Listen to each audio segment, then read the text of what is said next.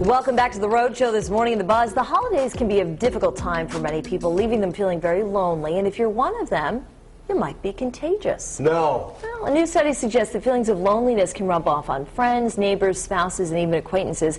And lonely people also tend to isolate themselves in small groups, which just feeds those feelings of solitude. Now, it's actually based on a group of more than 5,000 people in Framingham, Massachusetts. The average age is 64, and over a period of years, they completed questionnaires asking how many days during the previous week they experienced a particular feeling. So what do you guys think? Contagious loneliness? Well, I think the big key here is that you're talking about people in their 60s. Much different mindset than people in their 20s and 30s and 40s. Yeah. And social activity as well. So Yeah. I kind of throw that. I kind of throw financial I kind of throw that out of the equation. If you're talking about 30-year-olds. 40-year-olds, then I say, well, we've got a little more credence to this study. Yeah. But when you're talking about 60-year-olds, not to say that they're all, all 60-year-olds are like that, but there is a higher percentage of people who start to get into their 60s and 70s who suffer depressive feelings at this time of year. Yeah, I don't think it's just loneliness, because you're saying that lonely people stay away from people.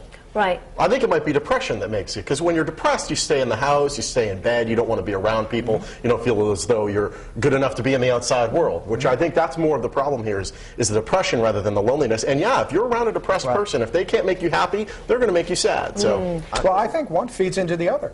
I mean, quite frankly, you have good friends, if you have people who are depressed, that will try to help you. Right. But there are also a lot of friends that will stay away from you because they don't want to be around you, frankly. Or they don't know what to do. They don't know how to help. They don't know what to say. Exactly. They don't want to say something that could be awkward. Exactly. I don't know. I think I can understand a little bit about this. I think that particularly if you have a spouse who is lonely or depressed, that can be very influential. Just like you were saying, there's a tug of war, and I know in life that there are givers and takers. Sure. And so sometimes you find yourself at the other end of the spectrum to whatever your a good friend is. Yeah, I would have liked to have seen him done a study from 20s, 30s, 40s, 50s. Yeah, I agree. And then, meld them over and say, we looked at this and we were surprised to find that people in their late 30s and 40s were actually depressed more this time of the season in comparison to people in their 60s and maybe 70s. And it is a very difficult time of year because people have such high expectations, especially for the holidays. Yeah, there are definitely a lot of people, and there might be infighting inside the family or whatever, and they just look at this type of year and just be like, you know what, I just don't even want to bother.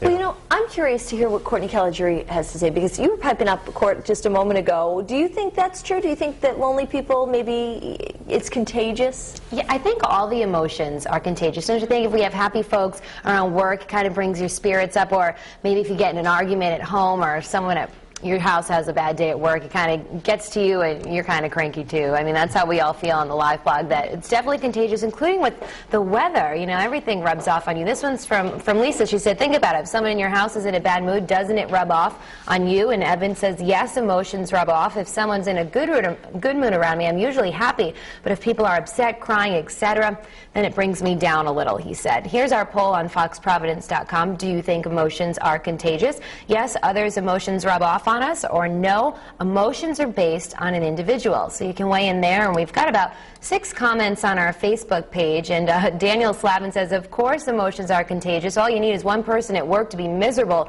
It's like a giant storm cloud. And Alex said, absolutely, one person's emotions can affect another person's emotions, and so on. So I'm not sure what the moral of the story is. I guess we got to pay attention to ourselves then, right? But I'll be back in about 30 minutes with your poll results. For now, back to the kitchen. Lily, what's